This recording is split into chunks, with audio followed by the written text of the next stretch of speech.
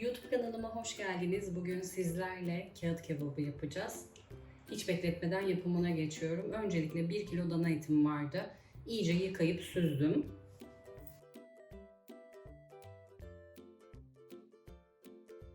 Dana etini birazcık düdüklüde pişirmek istiyorum. Haşlarken kokusunu ve elmanın tadını vermesi için bir tane elmanın kabuğunu şöyle derin derin soyuyorum.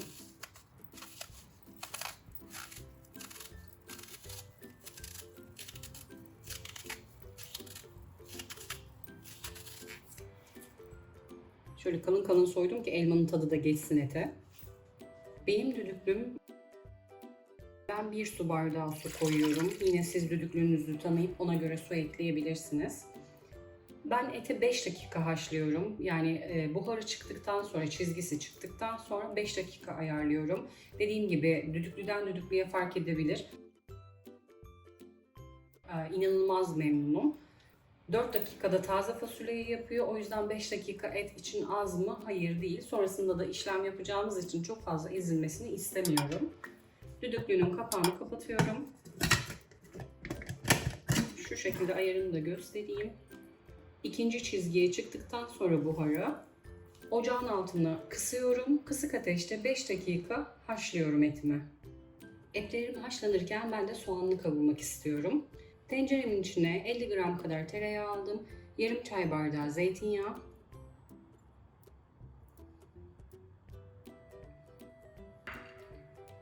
Bir adet büyük yemeklik doğradığım kuru soğanı da ilave ediyorum.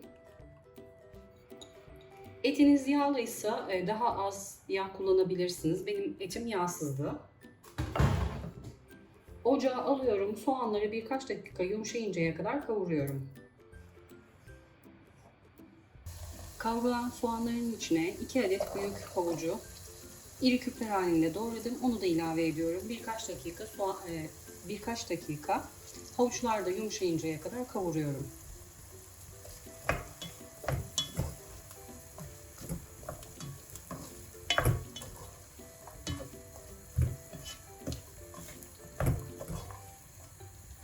Havuçları ve soğanları çok minik doğramadım ki arada kaybolmasını istemiyorum.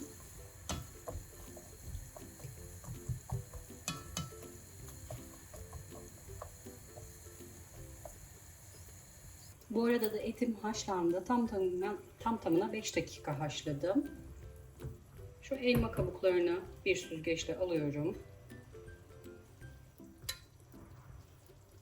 Etimi çok haşlayıp ezmek istemedim. O yüzden de 5 dakika haşlamak yeterli. Havuçlarım da kavruldu. Etimi bir süzgeç yardımıyla suyunu süzerek tencereme alıyorum.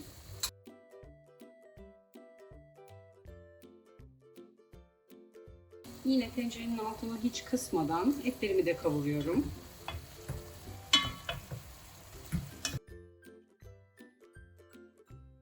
Etlerim kavrulurken ben de patateslerini hazırlamak istiyorum. Patatesleri en sona bıraktım ki kararmasın.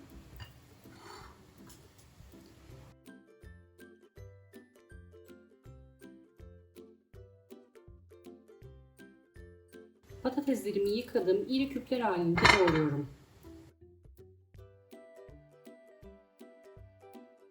Etlerim de kavruldu. Patateslerimi ilave ediyorum.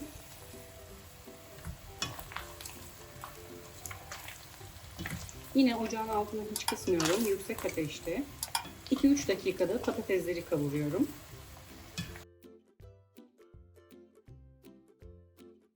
Patateslerin kavrulma işlemi de bitti. 1 yemek kaşığı biber salçası ekliyorum.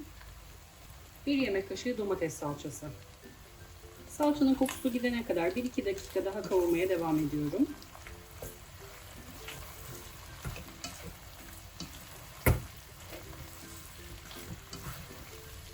Salçaların kokusu da çıktı. 1,5 su bardağı konserve bezelye kullanıyorum.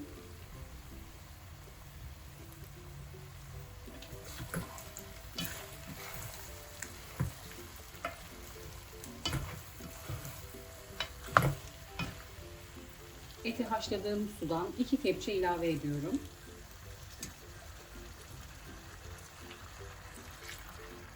Kalan et suyunu çorbalarda ya da pilavda kullanabilirsiniz.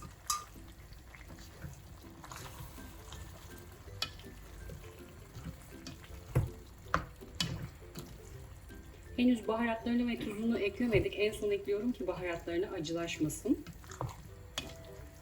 Şöyle yine yüksek ateşte ocağın altını hiç kısmadan devam etmiştik. Yine kısmıyoruz.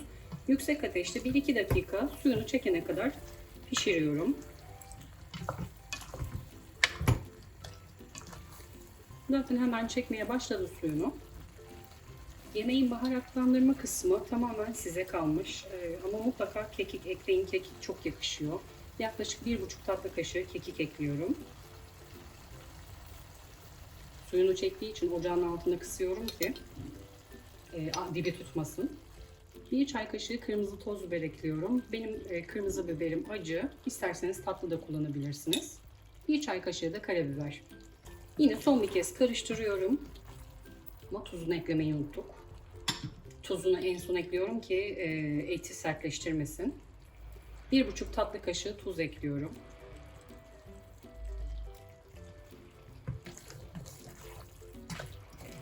Yine ocağın altını kapatmadım. Kısık ateşte son bir kez karıştırıyorum. Ocağın altını kapattım. İster porsiyonluk hazırlayabilirsiniz, isterseniz bütün olarak hazırlayabilirsiniz. Ben porsiyonluk hazırlamayı tercih ediyorum. Bir tane yağlı kağıdı aldım.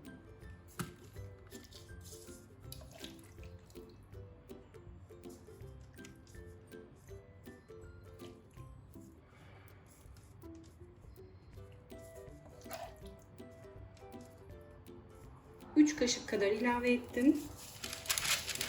Kağıdı katlıyorum.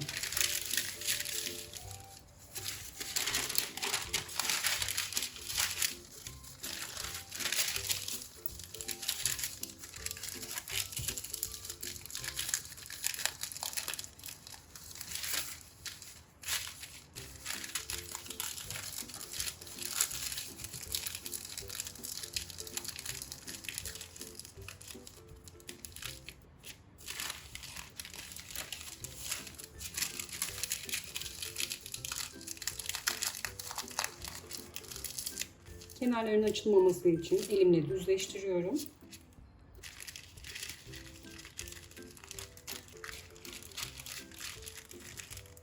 Yağlı kağıt serdiğim fırın tepsisine diziyorum.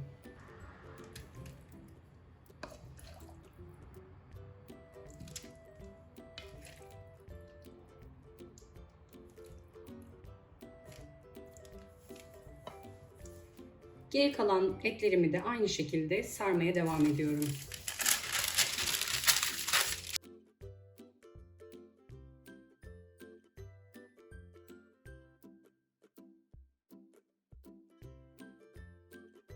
Sarma işlemini de tamamladım. Toplamda 6 porsiyon yaptım. Dilerseniz daha az ya da daha fazla yapabilirsiniz. 1 kilo etten ve sebzeden oldukça bereketli bir yemek çıktı. Sararken bir yandan da fırınımı açmıştım. 190 derece fanlı ayarda.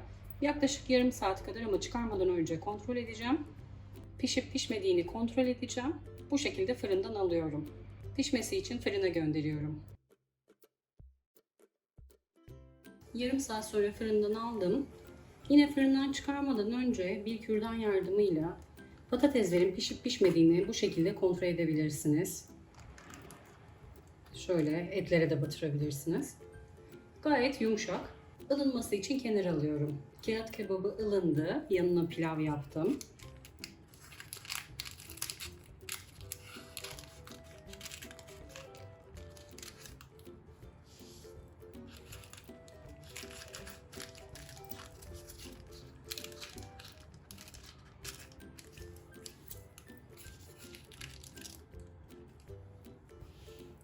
Yanına pilavla, bir bardak ayranla harika bir öğün.